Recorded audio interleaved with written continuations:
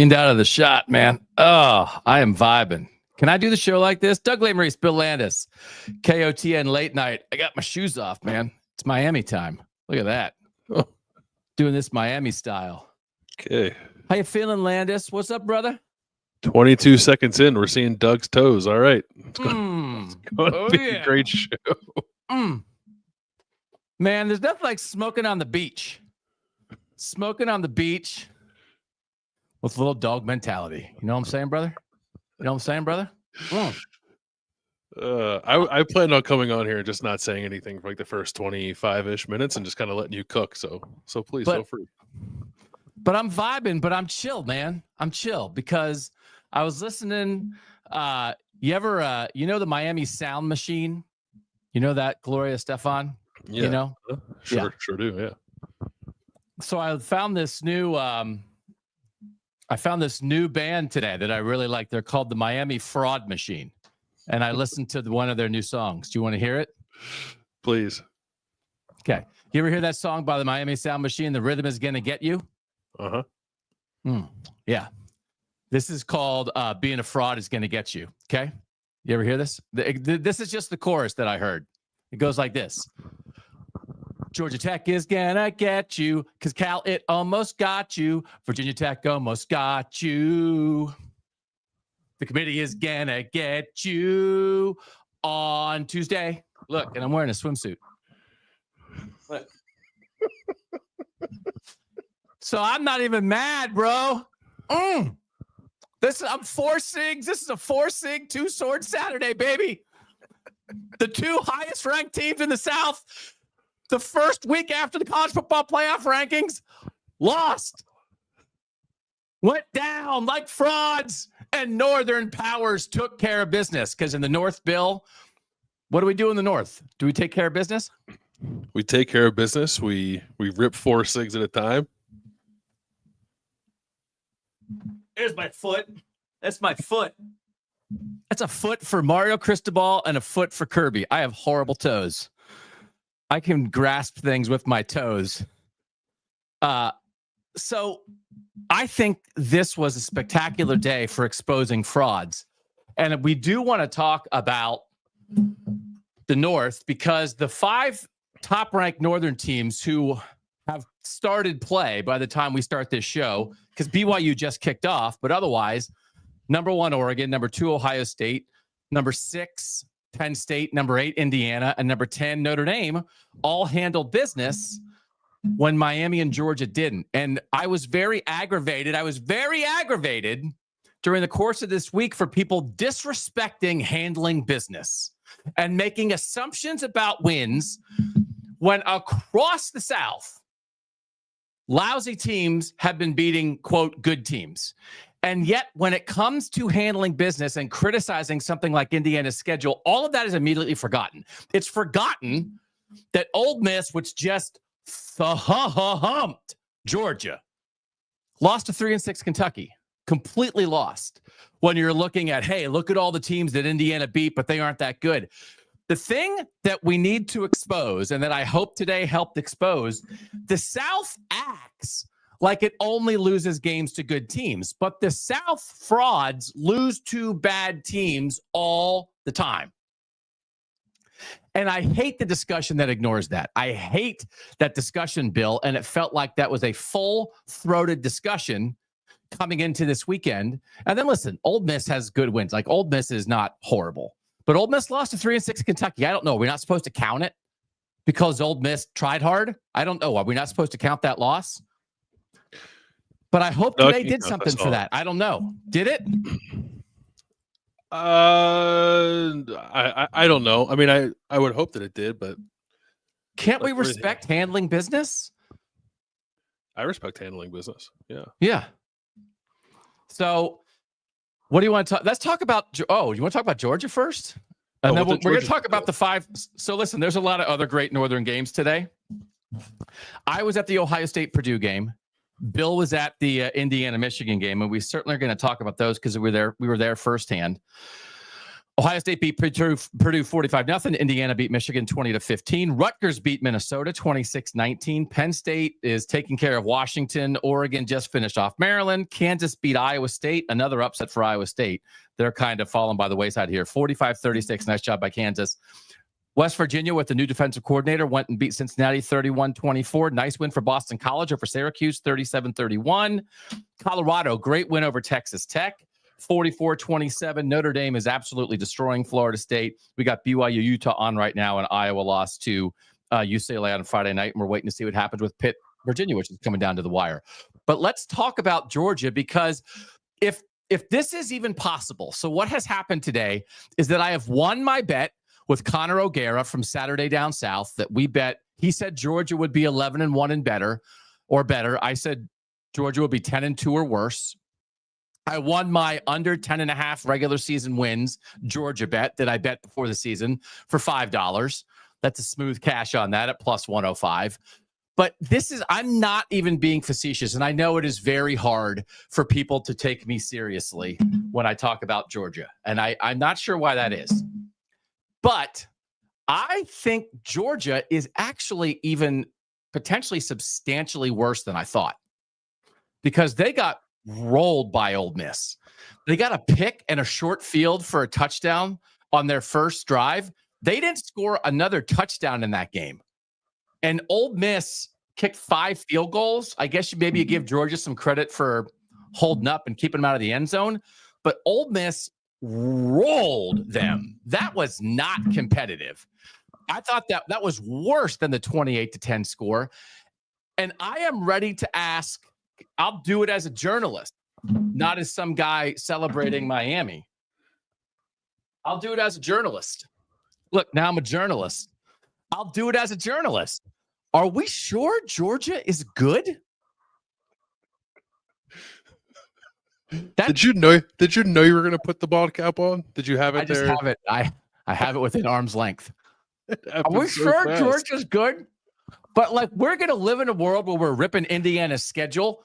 I don't think Georgia would be undefeated against Indiana's schedule. Are we I'm legitimately asking. They have such a lack of playmakers. Carson Beck is playing so bad. They tried to play Tate Ratledge, their All-American quality guard who'd been hurt. They tried to play him today. He was so hurt he couldn't play. They couldn't protect Carson Beck. They gave up 5 sacks. And anybody with an offense can move the ball on them, and then they cannot respond, Bill. We've had conversations, and I'm not doing this. I'm not doing the thing that I complain that people do. Use the North and the Big Ten when you're talking about a bad Southern team. But we've had very legitimate, critical conversations about why Iowa and Michigan aren't getting better quarterback play this year. Georgia's not there, but Georgia has been getting very mediocre, less than mediocre often quarterback play, and it is really impacting who they are. And it's not a fluke. This is who they are at this point. And I think this is the real Georgia. I mean, I think saying that they're getting mediocre, even something slightly less than that, is being too generous to Georgia. Carson Beck is bad this year. That offense is bad this year. I thought, as someone who was not ready to declare Georgia done with at the start of the season, thought Georgia would do a better job of making up for the losses of Brock Bowers and Ladd McConkey. That definitely hasn't happened. I thought that offensive line was going to be pretty good. It doesn't seem to be the case. And I thought Carson Beck was going to show people throughout the season that he was an NFL quarterback. And I don't think he's clearly not doing that. So there's issues all over the place with that offense. I there's really no redeeming qualities about it. And it seems too that maybe while the defense looked awesome against Texas, that was perhaps not exactly what this defense is. If Ole Miss is going to do what it did. I was watching this game while I was at the IU Michigan game. I didn't have the sound on. Did Trey Harris play for Ole Miss? No. So, okay. So Ole Miss without its best receiver and its quarterback playing kind of a weird game, right? Jackson Dart didn't play it's quarterback well. Getting hurt early and having an ankle injury and having to leave and then coming back in, and the announcers the whole game were like, I don't know if he can really move around, and he seemed to move around okay. But this was even not, to your point, it's not like this was maximum Ole Miss.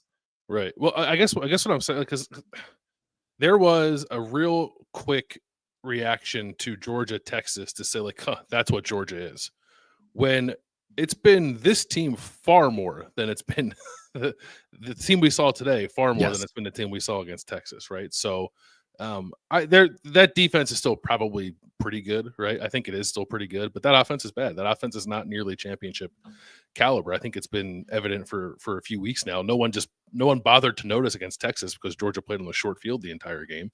Yes. If that were a game where Georgia had to drive the field to actually score against Texas, I don't think it could have done it. It did it one time in that game at the end, right? But otherwise, it never really had to. And I don't think it's built to do it. Aside from the second half against Alabama, I don't. And I guess the first game of the year against Georgia, I don't know when else has Georgia's offense looked like even the slightest bit threatening, because I don't think that it's happened. No. This game, they got a 7-play, 21-yard drive for their only touchdown drive, their first drive, because they got an interception. Their next 4 drives were 4 straight punts, 20 plays, 54 total yards. That took them to the half. Then they were down. Then they came out and moved the ball to start the second half, got a field goal, and then went fumble, stopped on downs, fumble, stopped on downs, and that was it. Because you have an offense that can put some pressure on them, which Ole Miss could do, and Georgia cannot answer. Last week, they beat a Florida team that was down to its third-string quarterback. They beat Kentucky by 1 earlier in the year. 24 possessions the last 2 games for Georgia. 8 punts, 6 turnovers, 5 touchdowns, 3 field goals, 2 stoppages on downs. So they scored 5 touchdowns in the last 2 games. Only 2 of those were drives of 50 yards or longer because they're getting short fields set up by their defense. So if they are not set up, they can't march on you. This is a losing proposition. And we have some people in the chat who are aware of this. This does not mean that Georgia is gone. And it does not mean that Bama is gone, because you and I picked LSU to beat Bama, and Bama's blowing them out in Death Valley tonight. And now we have to be on alert for this. They're not gone. They might come back, but they're flawed. They're not magical. But the thing we have to be on alert for now, because Kirby Smart's already doing it. I watched Kirby Smart after Texas on the field is ready to shove people.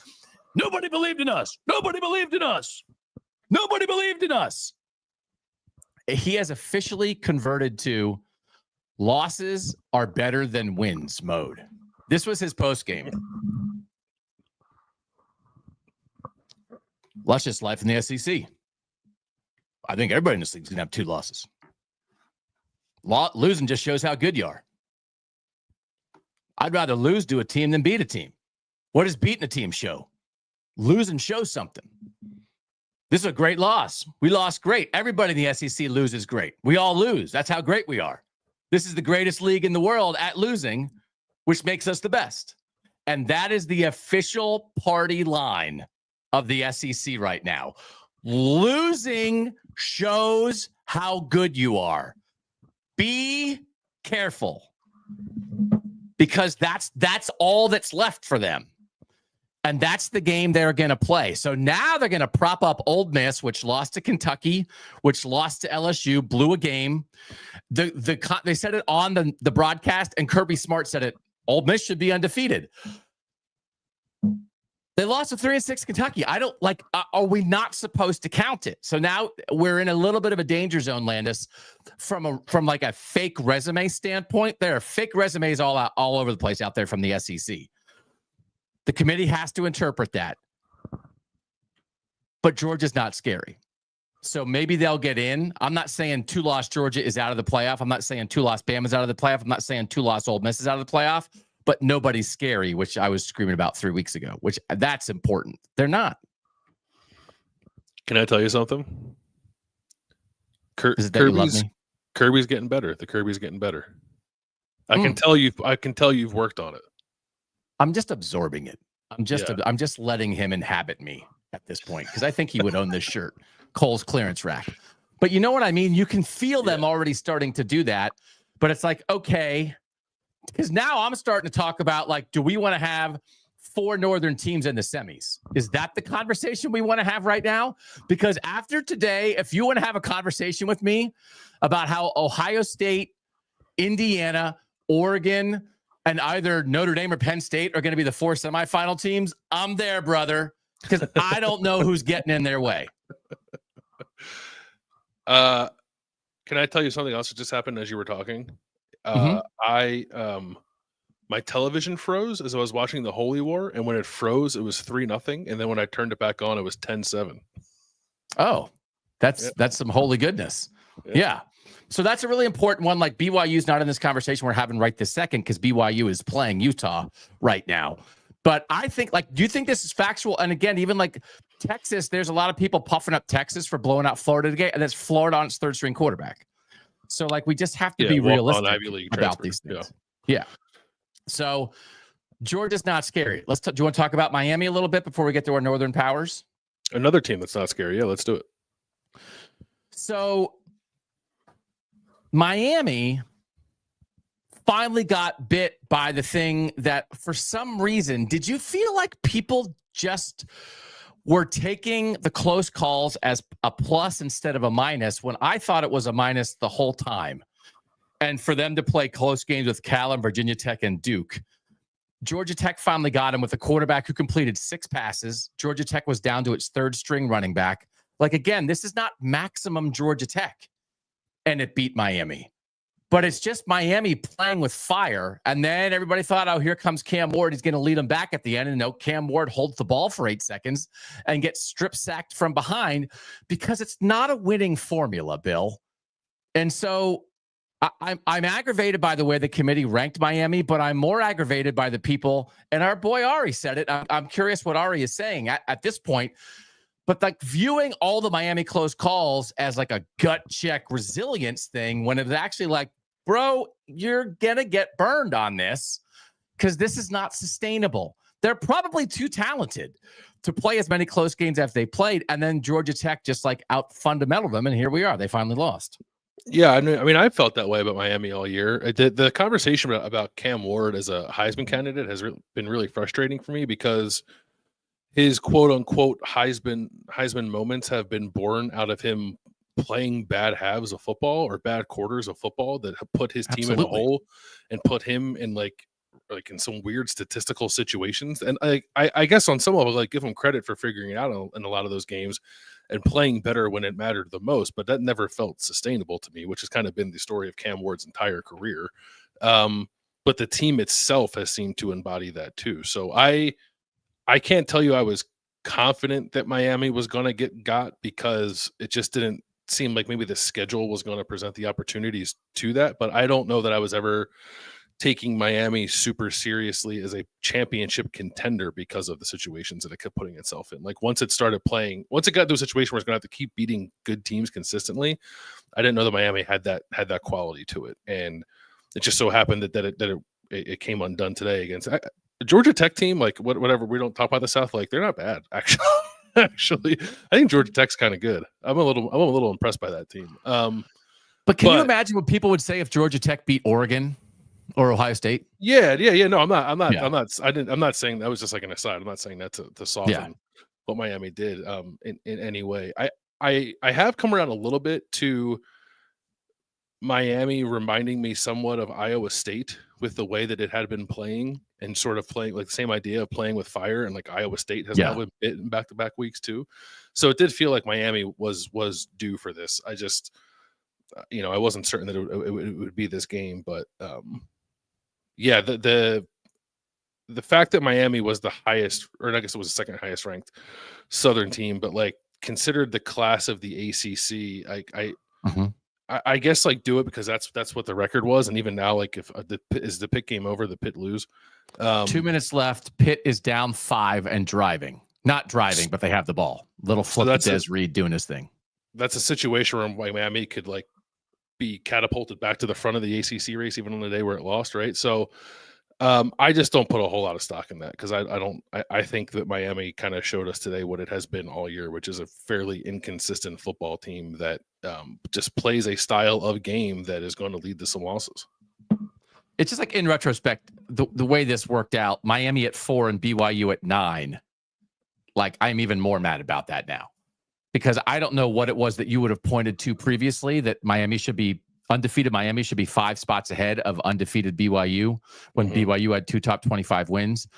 But it felt like they were penalizing BYU for close games and rewarding Miami. And now Miami got. So that's one of those things. Yeah, Iowa State's lost 2 in a row, and Iowa State used to be undefeated, but Iowa State was never in the top 5. Right. Like, that's where this, like, I understand teams lose, Mhm. but Iowa State was never in the top 5. Nobody ever looked at a Northern team and that has 2 losses and is like, I think they could win the national championship. They should be undefeated. That's not what people say, but that's what they're saying about Ole Miss today. So, like, the way it immediately flips. So this is super interesting. The end of this Pitt game really matters because SMU has 1 ACC loss. Miami now has 1 ACC loss. Clemson did win today. They have 1 ACC loss. And if Pitt wins, Pitt will still only have 1 ACC loss. And we're getting Clemson at Pitt next week. And this Miami loss throws open that race in a much bigger way. But Pitt has to win right now to stay in the thick of that in a 4-way tie for first in the ACC, which would be great for Pitt if they can pull this off. Yeah. If Pitt pulls this off, you're going to go to Pitt Clemson next week? Yes, I am definitely going to Pitt Clemson next week. If Pitt pulls this off and Nate Yarnell just threw it right to a Miami guy, Virginia guy, I mean. Man, he had him too. Had a guy down the seam. And airmailed it. Eli Holstein, the starting quarterback for Pitt, has not been playing as well the last month, got hurt again in this game. And Nate Yarnell came in and he just led the guy too much. I don't know how many timeouts. Pitt has 2 timeouts left, so they still have a chance to get the ball back. But yeah, I mean, it's wide open. It's definitely wide open, and you might be right with your SMU wild prediction of winning the ACC. All right, do you want to talk about the Northern games that where people did handle their business today? Yes, I would love to. All right. Let's talk about Indiana because you went to Bloomington, Indiana to watch this game between the Hoosiers and the Michigan Wolverines. And you were definitely during the course of the game, it felt like you got gradually even more impressed with the Michigan defensive line. You thought maybe Michigan was asserting its will. Did you think at any point that Indiana was going to lose? No, because I figured it was going to require Michigan getting on a short field one more time, and I wasn't certain that would happen. Like Michigan's just not built to drive the field and score on anyone of even modest quality defensively, and Indiana is certainly better than that. Michigan got its only touchdown on a short field. It was put on the 5-yard line or 6-yard line by an interception to start the half and ended up kicking a field goal from the 3. So I didn't have a whole lot of faith in Michigan driving to ultimately win that game. But I also thought it was pretty clear in the second half that the line of scrimmage changed and Michigan, especially on defense, was controlling things. But even on offense, while not running up and down the field in Indiana, it seemed like the physicality still leaned Michigan's way. And then Indiana's defense rebounded and got the stop at the end that it needed to get. But it was a really good win for Indiana. Obviously, it was so meaningful to everyone who was there. The atmosphere at the end of the game was awesome. But I also thought we learned a little bit about Indiana too, just about maybe there's something to the idea of it's not an incredibly deep team. So if it gets into a real 4-quarter battle against teams I would think more like the Ohio States and teams that might see in the playoff more so than Michigan, but probably even Michigan, when there's just a little more there and a little more physicality and athleticism or just more available bodies, maybe that could become an issue for Indiana moving forward. How did you come away the Indiana offensive line then? That was you were saying going into it, you thought if they handle their business against that Michigan defensive line, maybe we're talking about Indiana as the Joe Moore Award winner for the best offensive line in the country. They did have some trouble protecting Curtis Work at times. How did you think that matchup went? Yeah, it felt like a little bit like a draw to me in the first half. Indiana was not running it terribly well and didn't run it really well all game, but Curtis Work had time to take some shots down the field and completed some, and then even he threw a touchdown pass while getting hit.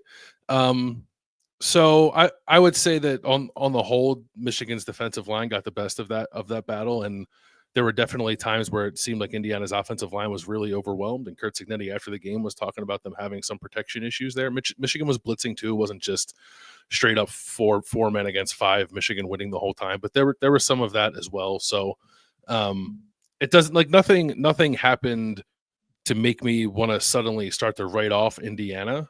But it was the best thing that offensive line had seen all year by a significant margin. And I think at the end of the game, you feel really good about finding a way to win, and Indiana should feel really good about finding a way to win. But I would say that particular matchup did not go Indiana's way. What did you think? And this matters. This is interesting. This was a obviously super important game on its own. Indiana's 10-0 for the first time ever. First time ever, right? And Kurt Cignetti does the thing that I do, where when someone's talking to you, you have to lean your ear into their mouth because you've been in loud environments that day and your whole life, and you're like, I'm not sure about my hearing. But he was doing the ear lean in thing in the post game interview on the field, and sometimes I think like when he does that, he's just like setting something up for himself. But he kind of did that with like 10-0. Oh, that's pretty good. Do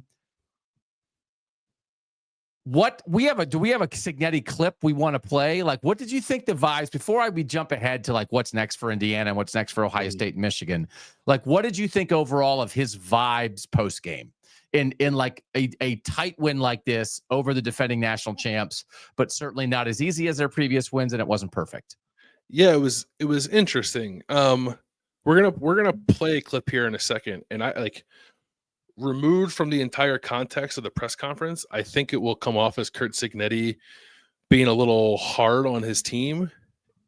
Sitting there for the entire press conference, this clip that we're going to play actually felt a little bit performative, if I'm being honest. Like he was pretty fired up they beat Michigan. Like I know it wasn't pretty, but like he walked in there and he was feeling pretty good about the fact that Indiana beat Michigan and was feeling pretty good about his team finding a way in the fourth quarter to close the door. Like wasn't blowing off any of the issues that showed up, but he didn't come in like fire and brimstone. We got to play better kind of thing. Like, and then I think maybe he picked up on himself, like feeling like projecting a little too much, that he was feeling pretty good about what his team just showed. So then I forget exactly the wording of the question.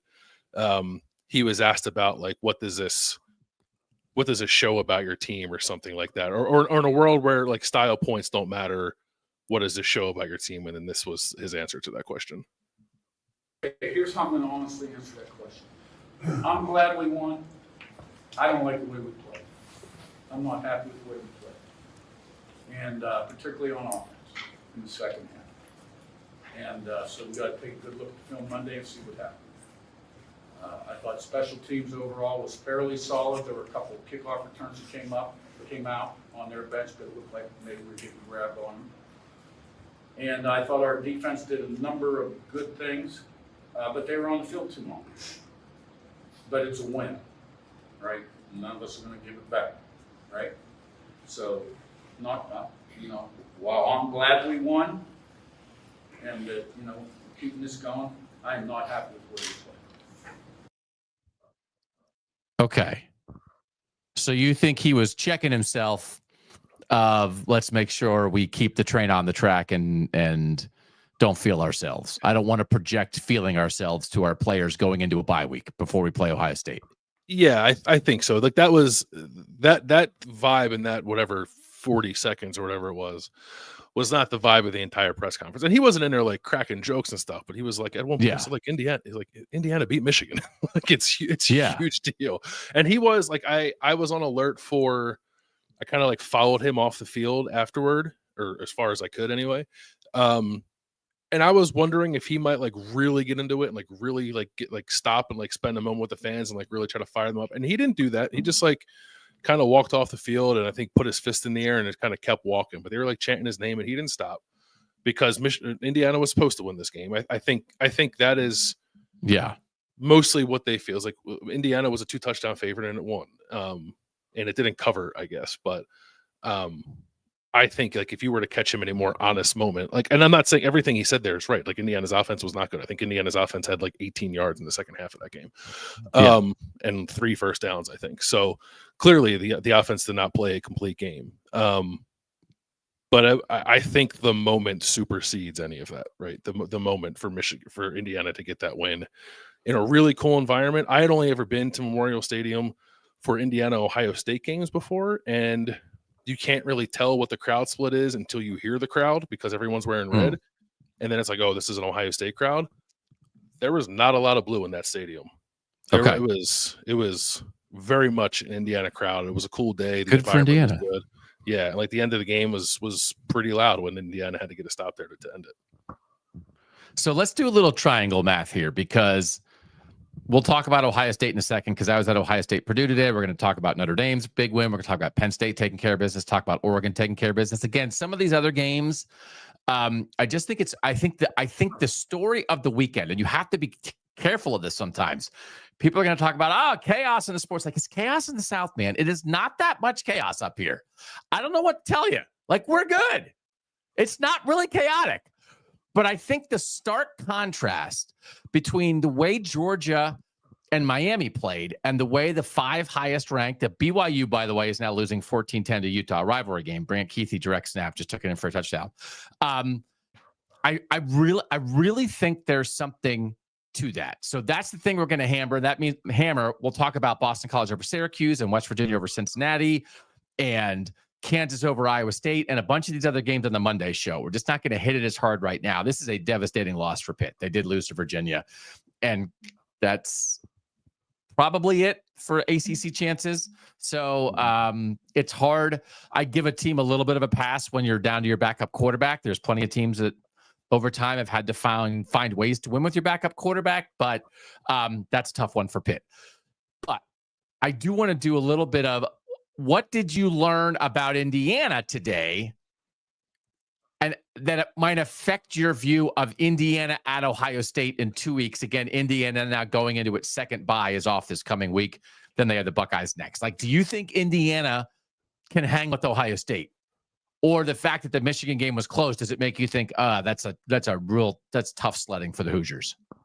I think if I were, I guess I'm questioning a little more after today Indiana's ability to beat Ohio State. Not that it can't happen, because Indiana's skill is for real. The receivers, especially, I thought were pretty impressive in the first half against Michigan. But even that changed in the second half. It just felt like the coverage was stickier. Guys weren't open. Indiana could not do anything on offense in the second half of that game. Okay. So if Ohio State's defense, which I think overall is better than Michigan's, is capable of doing a similar thing to Indiana, and that game is in Columbus. Especially with Will Johnson out, right? When you're comparing secondaries with Will Johnson out, Ohio State versus Michigan. Yeah, but even then, I would still say Will Johnson's very good. He would be the best second. I don't even know that Caleb Downs is around. Anyway, it doesn't matter. It's weird. Like, I don't want to come off as saying like I think anything less of Indiana, because I don't know that I do. I still view that team as incredibly dangerous. But Michigan was the first like real step up in talent that Indiana has seen, and I thought that was noticeable. And then Ohio State is going to be another step up in talent. Okay. Then Ohio State's going to play Michigan. They're going to play each other to end the season, obviously. What did you learn about Michigan as it relates to Michigan's ability to give Ohio State a game at the end of the year? And again, that's obviously a primarily defensive conversation / is Davis Warren getting better at quarterback? I would also throw Sharon Moore in there too, because I thought Sharon Moore had a terrible day as a game manager. And that's what we're talking about. Our guy John, the Michigan fan, like that seems to be one of the stories of this game, is Sharon Moore just wasn't ready in the moment, like multiple times. Key moments, just didn't seem to know what he was doing. Second game in a row where he lost his challenge on a call that he clearly was not going to win. I thought that the end of the game, where there's 90 seconds left and Michigan has 3 timeouts, and Sharon Moore lets 30 seconds run off the clock before he decides to call a timeout. That to me was nuts. This is just me projecting totally, but I can't think of any other explanation. It's like people are in his headset screaming at him to take a timeout, and after 30 seconds, he finally decides he should do it. Just like it looked totally overwhelmed in a tight game. So, he is an interim last year against Ohio State. I thought he managed that game pretty well. But that was also a different coaching staff and a very different team. This Michigan coaching staff, I think, continues to come up short in a lot of areas. So that I thought was pretty glaring in this game. The defense is good enough to keep Michigan in a lot of games it's going to play and has played. Without Will Johnson, like I don't know that I love their chances of covering Ohio State, because it struggled to cover Indiana for at least the first half of that game. It struggled to cover other teams that have good receiver play. So I don't know that a whole lot about my opinion on Michigan changed today, other than kind of seeing the coaching prowess or lack thereof kind of in the flesh in a pretty big moment left a lot to be desired. Yeah. Okay. Can you talk about specifically the sequence that drove you nuts? The third down play, fourth down penalty, punt, get the ball, and then they wind up only getting a field goal anyway. Like, can you just explain this? And it feels like to me, here's what I think. I think Sharon Moore did an excellent job last year navigating everything during Jim Harbaugh's suspension. Again, there were 2 Harbaugh suspensions. Sharon Moore was also suspended at the beginning of the year, but really what he navigated down the stretch. But it's just so different because everything Michigan did last year was they were instilled with the aura of Jim Harbaugh. He was right there. And it's not even a matter of telling them what to do or telling them what to think. I think it's telling them like how to feel and the confidence. I think they could like absorb his confidence even when he wasn't on the sideline. And that guy is good at that stuff, right? That is like, you see it happening with the Chargers right now. Whatever you think about Jim Harbaugh, he instills a belief in his team, especially when they've really got everything together. And it feels like that's just been like leaking out of the balloon slowly all year with Michigan, like letting the air out.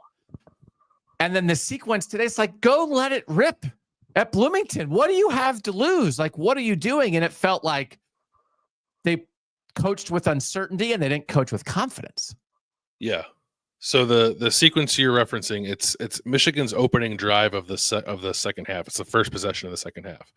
It's 17-3, and Michigan has a 3rd and 7 around midfield and runs the ball on 3rd and 7, which is like the ultimate tell of where this is 4 down territory.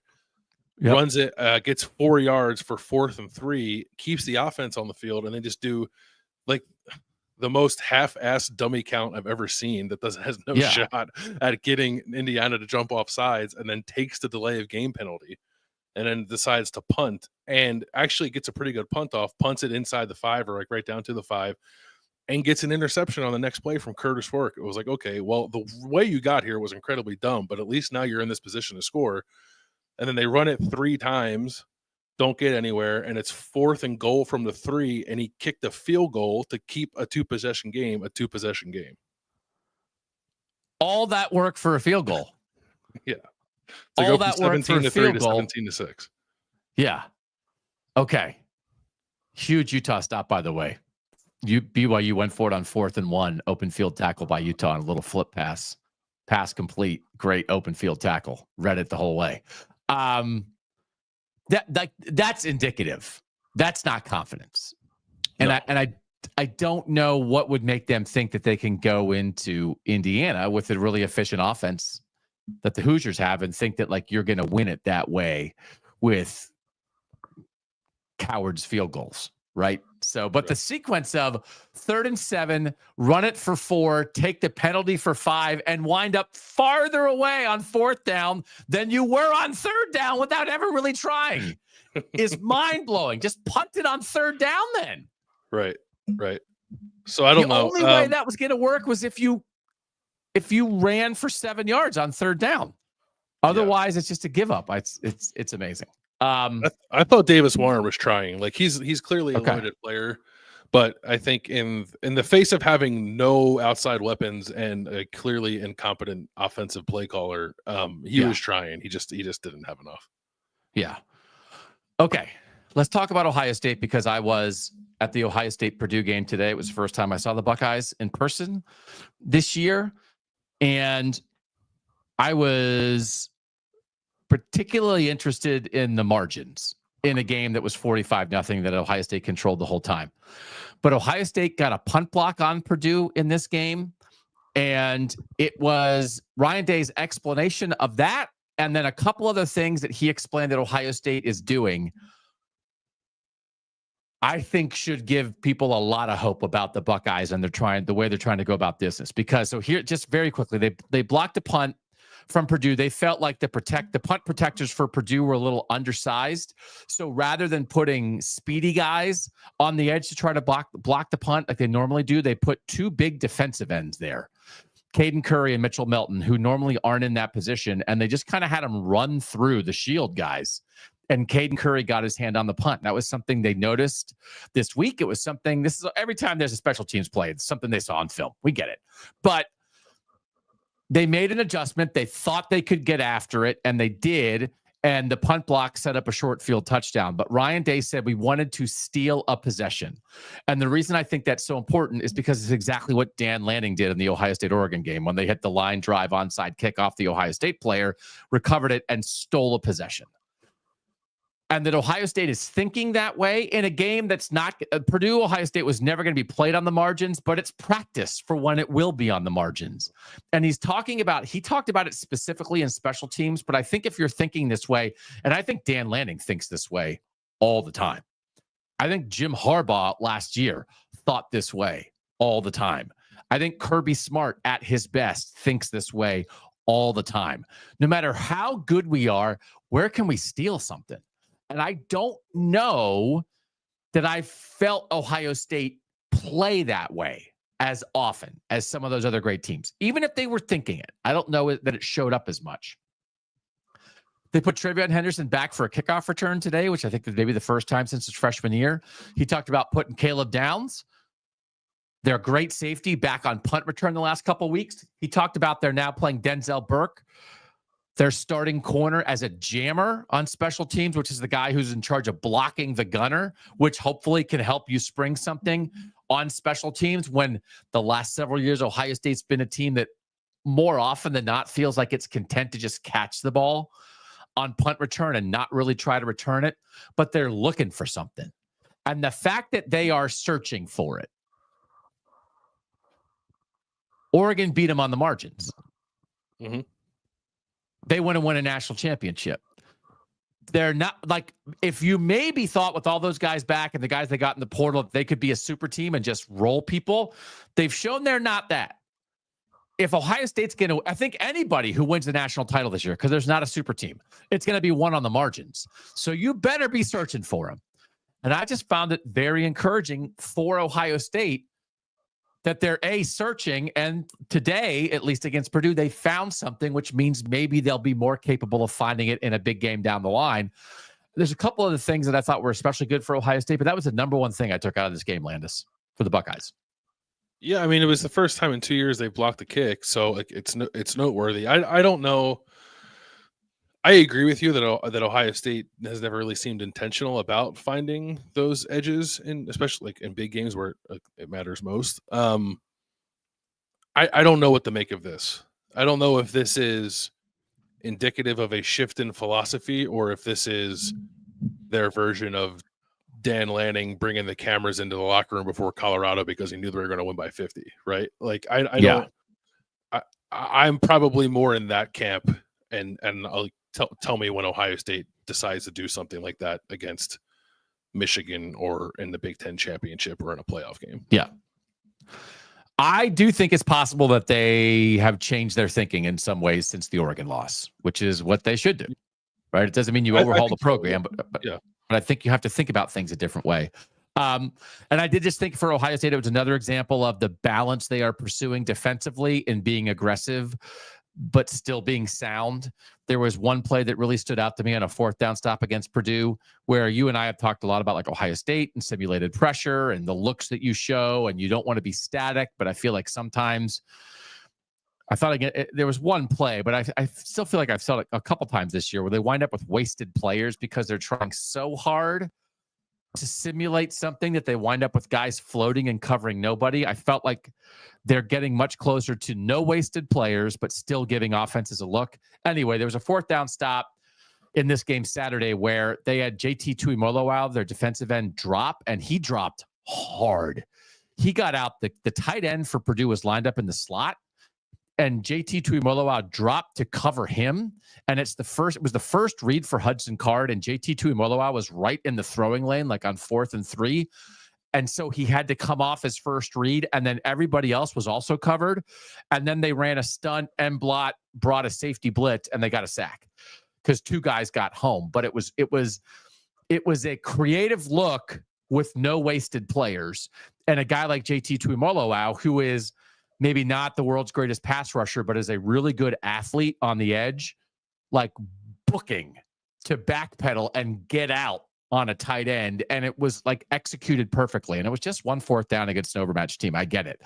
But it was another example to me of Ohio State making progress in what I talked about defensively. And I think, again, that was a big thing after Oregon. And I think they're making progress there.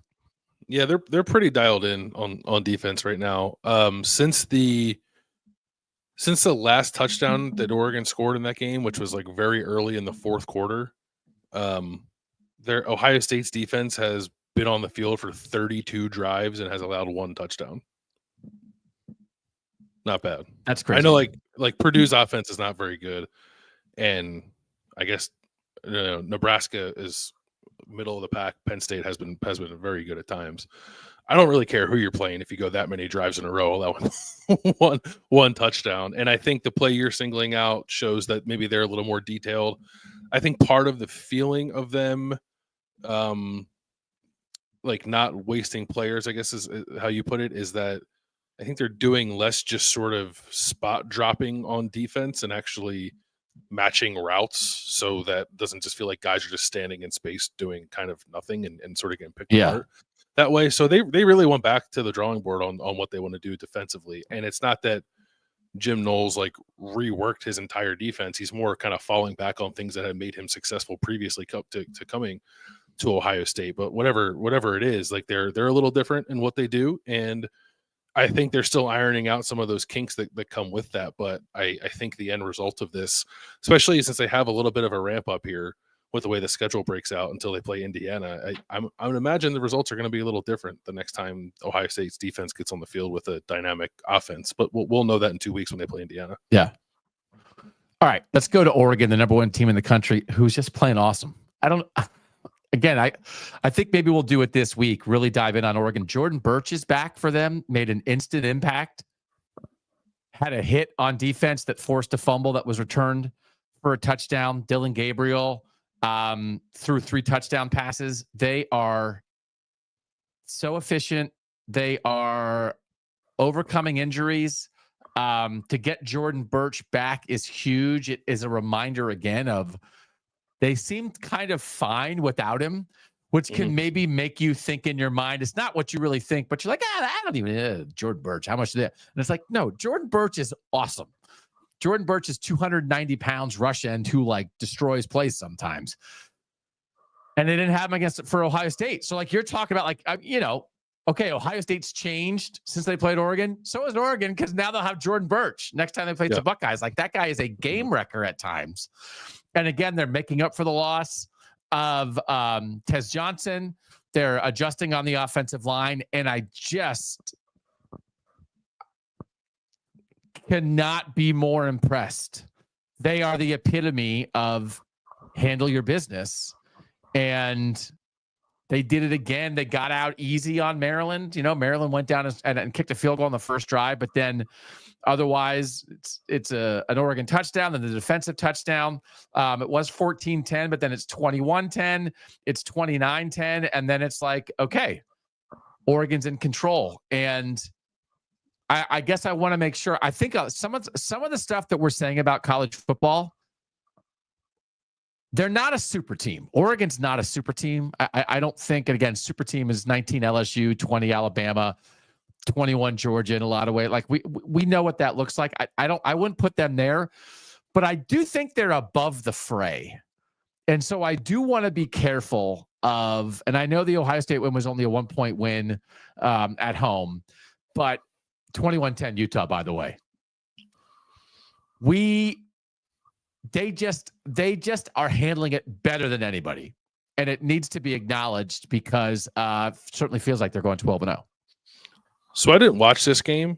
I watched like a 5-minute stretch toward the end.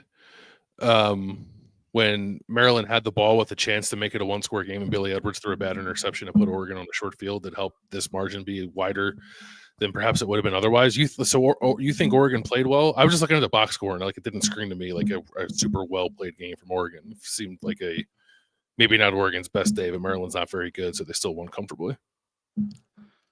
I didn't watch every snap either, but I don't know. I mean, but here's the difference, though. So even if it's not Oregon's best day, they won by 21 against a team that beat USC, right? This is the kind of thing that this is one of those where we need to find our Northern Kentucky, because somebody was like, Nebraska's Kentucky. I actually think Nebraska maybe is better than Kentucky. Maybe Maryland's Kentucky. Maryland, who has one Big Ten win. It's like, who's our Kentucky? What a project this is. Who is the Northern Kentucky? But you take a 21-point win, even if it's not your best effort. I don't know. It's like they were still never like really threatened, right? I mean, you're saying Maryland's in position and Billy Edwards throws a bad pick. I don't know. I still think taking care of business doesn't mean you're perfect, right? But yeah. I mean, they did take care of it. They won by 21. That's taking care of business. Yeah. I'm not even like pushing back on what you said. I didn't see the game. I lost this one in the midst of traveling back from it took me like 2.5 hours to get back from Bloomington when it should have took me like 50 minutes. So that was good. Oh, for real? Why? No, this is when I want to traffic.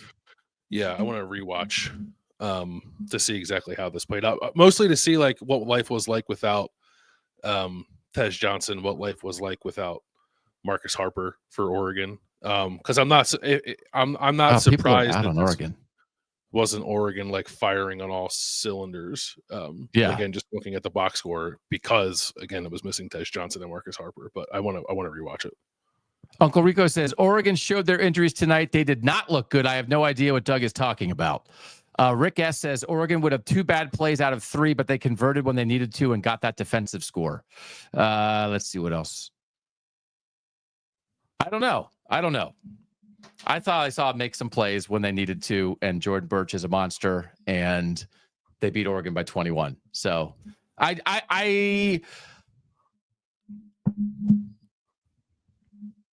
going to criticize teams when they lose games they shouldn't lose. But like Ohio State had a not great game against Nebraska and won by 4, right? So like I'm not going to pretend I watched every play of this, but yeah. This was like 11 with like 7 minutes left, and then they got like gifted a touchdown. Okay. We were pretty hot. We were pretty hot when Ohio State played bad against Nebraska. So I want to make sure we're being fair. And I realize that the end result 2 scores, but you're never if you're not only up 1 score, because if you're only up 1 score late, then it's a ball hits a guy in a face mask and all of a sudden you lost. So I always that's a huge difference to me that if you're only up 1 score late, you're 1 goofy mistake away from losing. So if they were never that, I'll go rewatch the whole thing too. Yeah.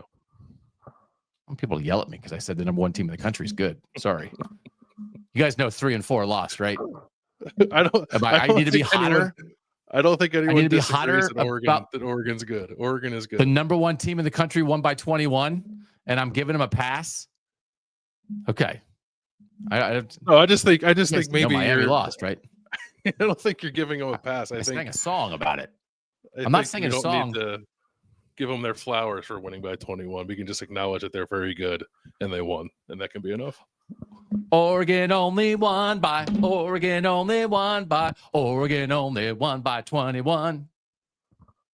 Maybe we should be hotter, but Miami and Georgia lost. They did. Sorry for praising the number 1 team in the country. See, now I'm just going to go host a Southern show now. You know what nobody on a Southern show would do? Get mad at me for praising the number 1 team in the country for winning by 21. That has never happened. They ever call in? Paul. Maybe they do that. Penn State. Seems like Penn State maybe figured out some red zone stuff. And 35-6 over Washington seemed to make people pretty happy, Landis. Penn State also seemed to figure out that it has people who play the wide receiver position on its team. Yeah. I thought, I said during the week, I thought Washington might actually be sneaky competitive here. And that was not the case, which is a credit to Penn State, which kind of seemed I watched most of the first half. I didn't watch the entire game, but it seems like Penn State did most of what it wanted in this game. Drew Aller only threw 1 touchdown, but Penn State had almost 500 yards of offense. So, and they did figure it. They were 5 for 6 in the red zone, all touchdowns. Yeah, and that, I mean, like, this is a bounce back, and our friend Audrey Snyder pointed this out. Red zone touchdowns, our first 3 red zone touchdowns: 8-yard Bo Paparula run, 2-yard runs by Ty Warren. So in a situation where against Ohio State, they tried to slam their running back up the middle 3 straight times, and then tried to throw it on 4th down on a great goal line stand by Ohio State. And then James Franklin was like, yeah, I guess maybe we should have used Ty Warren a little bit more. They did. They used their wrinkle quarterback and their direct snap tight end thumper and used him in the red zone, and they scored 3 touchdowns when they really could have used one of those against Ohio State. Yeah, the Bo Paparula touchdown was he got hit at the line, but at the goal line, but was untouched for like 8 yards before that, and just looked really explosive running around the edge. And all I kept thinking, I was like, man, Penn State abandoned this really early against Ohio State last week. And it's not to say that it definitely would have worked, because Ohio State's defense played really well in that game. But yeah, this was, from what I saw, Penn State putting on display all of the things it should have tried to do last week. Yeah. So let me say this. I'm not a silver lining guy, because people jump to silver linings too quickly. Kirby Smart, I was just waiting for him to say silver lining, because silver lining, like, nobody would rather lose than win. So we don't have to have a silver lining right away. It's okay to just lose. Somebody's got to lose every game. So sometimes it just stinks to lose, and you at least can marinate in that a little bit, especially if you're in the media. If a coach and a program want to turn the page, I get it, but you don't have to turn the page for them. Sometimes you just lose, Kirby. So I don't like, oh, that loss was the best thing for us. It's like, wouldn't you have rather won, though? Okay, so then the win is still better than the loss. Ohio State lost to Oregon, and we just had a conversation about the things Ohio State's improved since the loss to Oregon. The fact that you're seeing things the next week from Penn State, I think Penn State fans should be hopeful about that. There certainly were things to learn from the Ohio State loss, because if you thought, okay, here comes Penn State, they're going to let it rip. They did not let it rip offensively the way maybe that people would have expected they did. And now they let it. Now it's easier to do against Washington than it is against Ohio State. I get that. Mm-hmm. But this is a really good response by Penn State that I think should provide some optimism of what they could be by the time the playoff gets here. Yeah, I think so. I think, I mean, maybe even more than how it did anything it did tonight, it was just that it didn't seem to let losing to Ohio State linger. And maybe that is Penn State using the new reality of college football to its advantage, because there was a lot of talk from Penn State after the Ohio State game of like, we'll see Ohio State again, our season's not over kind of thing. It just seems like maybe that helped Penn State kind of lock right back in on the task at hand, where in years past, as I pointed out during the week, Penn State hasn't always done that after it's played Ohio State, or after it's lost to Ohio State, to be more specific. So, yeah, that's encouraging, I think. I was watching it in the car, so I didn't have the proper sound setup, I guess. I don't know.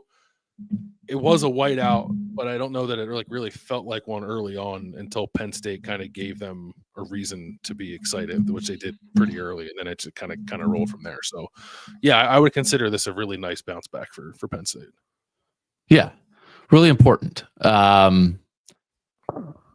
Let's finish with Notre Dame, because T-Shu and I did hit our $500 bet this week. Did you like that bet, Landis? I think we had Notre Dame minus 26, and they won by $1 million. Yes, I did like it. I got nervous for a second because I remember at one point earlier in the week you told me you guys also liked the Minnesota minus 6, and that didn't come home.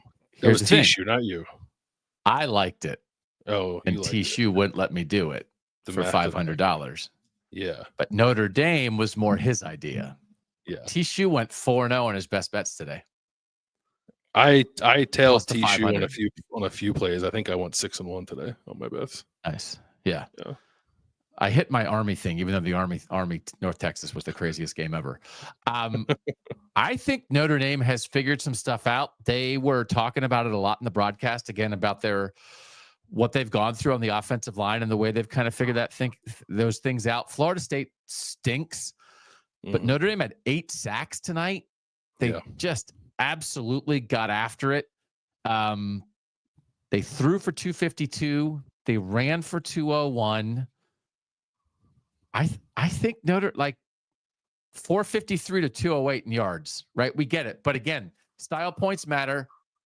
Certainly Michigan is 10 times better than Florida State. So it's like, okay, Indiana didn't put up the same kind of style points, but I was making some style points bet this week. I think Penn State got some style points tonight, but Notre Dame did. I think Notre Dame is doing everything it can do right now. And I don't think I don't know that Riley Leonard hit every throw, right? We understand that, but they're really holding up on the offensive line. They're pretty balanced offensively, even though they're probably going to lean on the run a little bit more. And they got after it tonight, man. They're in a really good spot. I'm looking forward to Notre Dame Army in 2 weeks. Yeah, they're in a real groove, I think. Like Riley Leonard continues, I think, to be an inconsistent passer, but they've at least found a much better level with that than what they had early on in the season. To the point where it's not, I wouldn't say that it's like threatening, but it's a nice compliment, I guess, to them running the ball. It's something you have to respect at least a little bit as Notre Dame's offense has evolved. And I think Riley Leonard has more or less kind of found his footing in this particular offense as a guy who's really got to use his legs to be effective, but it just kind of sets up like everything else that they want to do offensively. So I don't know against like a truly elite defense what that might look like, but against who Notre Dame has had to play so far, it's looked really good. And that defense is awesome. Especially like in light of some of the injuries that defense has had, that it continues to be awesome. I find very impressive. So I think that is a championship caliber defense that would give a lot of teams problems if Notre Dame got to the playoff. Yeah. So that matters, right? BYU's not winning, but the other top 5 Northern teams all won today. And we're at that point where you don't take anything for granted. And I think it was a really good day. I think it was a really good day for Indiana.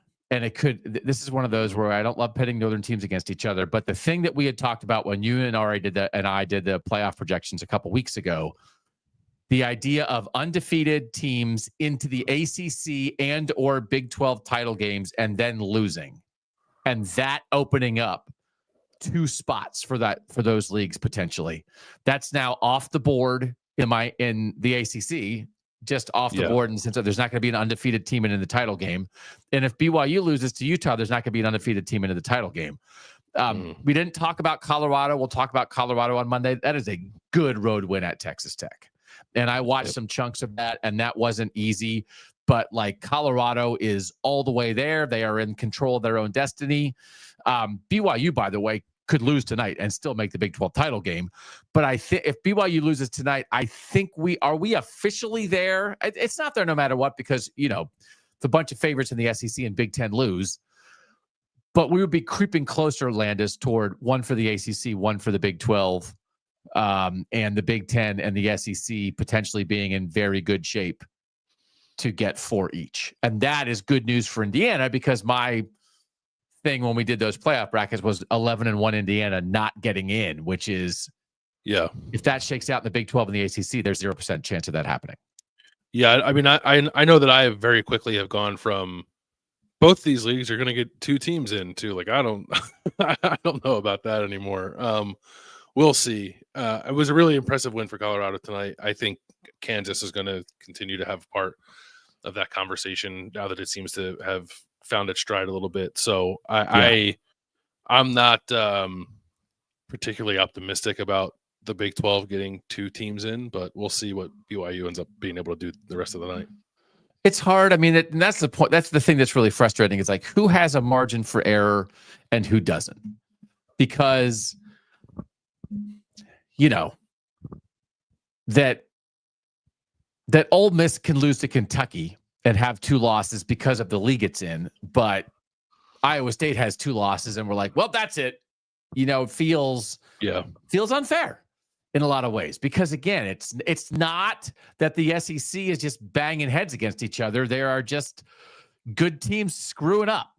So I think we're creeping closer to that reality. And then the thing that I don't know, that we have not really had a conversation about this, is if you really get loose in a league and you potentially get like you could get a 3-loss team into a conference title game, especially if one of their losses in the non-conference, and then you have a true upset. That's going to be super interesting on championship weekend.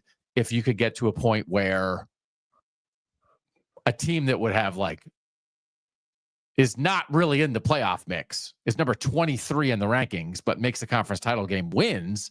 Now you're throwing stuff up in the air. And I wonder if we get to that point, if teams continue to beat each other in November in the ACC or Big 12, we could get there. We could get to that point. Do you have a team in mind when you say that off the top of your head?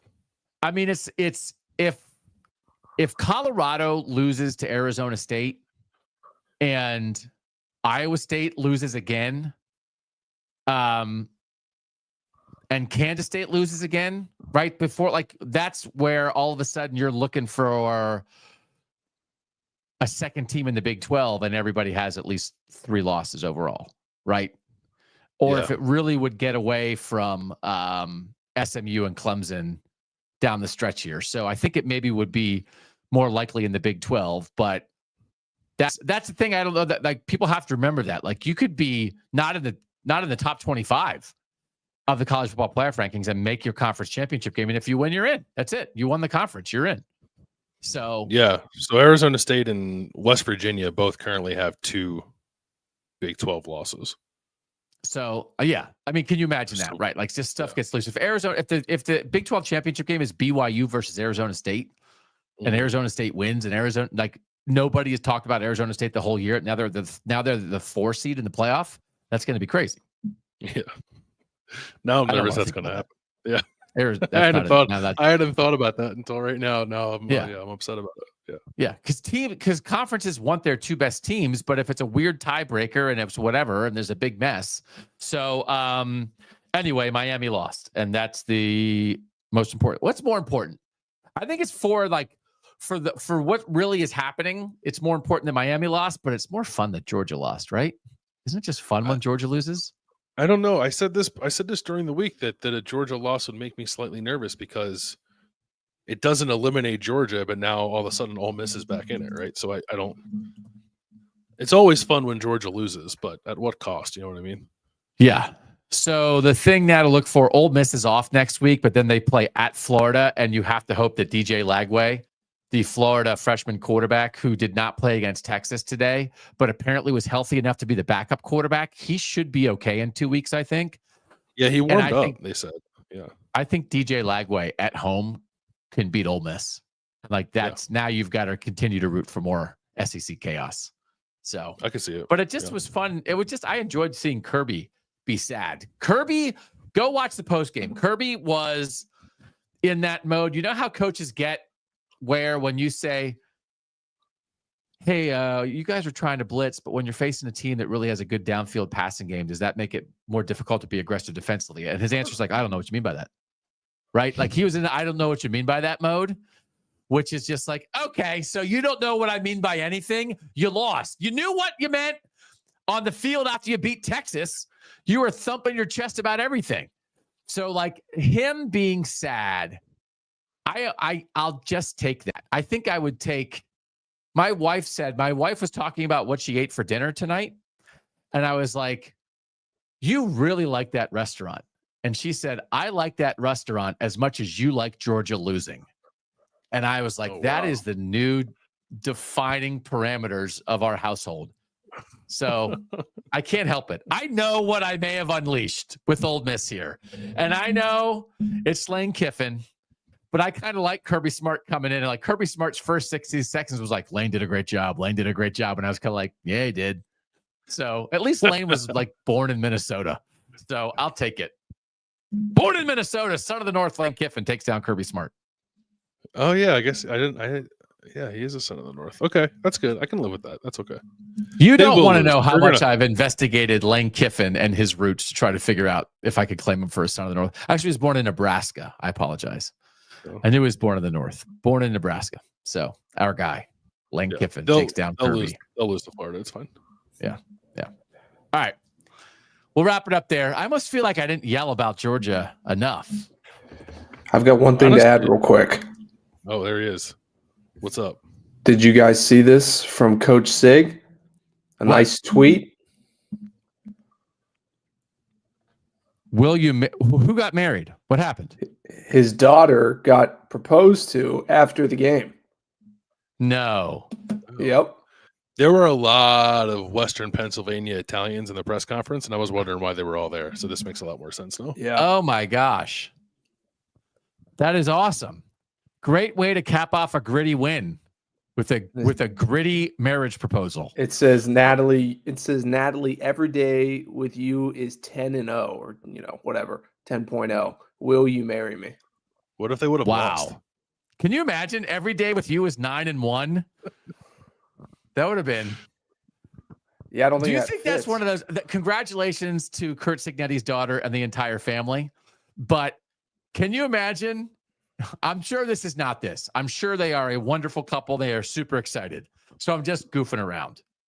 Can you imagine if it was like, we've been dating for so long, why won't you propose? And the guy was like, I'll propose if Indiana goes 10-0. And then it was like, oh my God. Yeah. Yeah. Okay. What a day. What a day.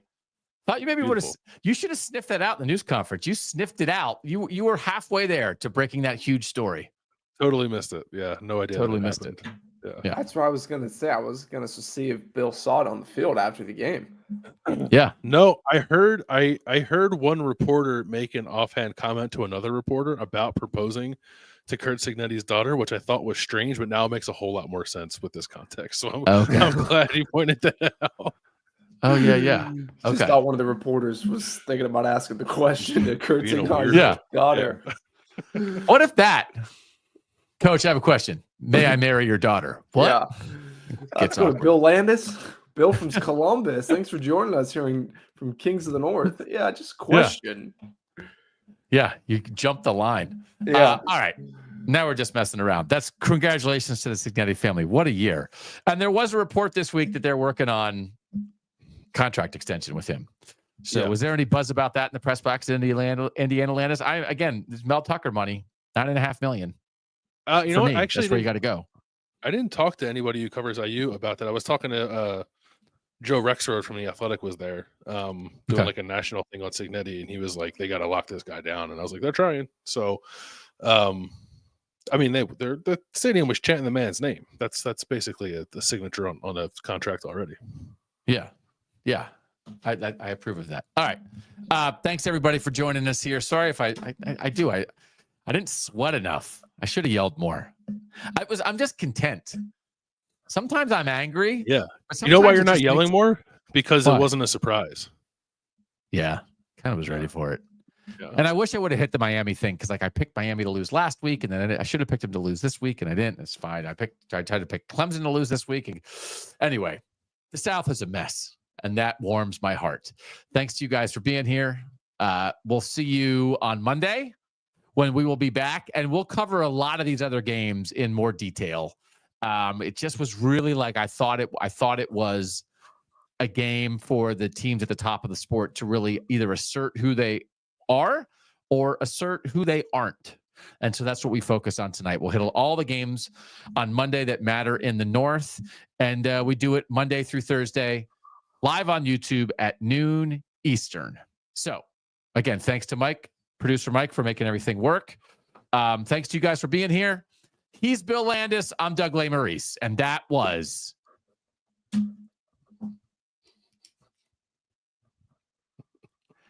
Kings of the North.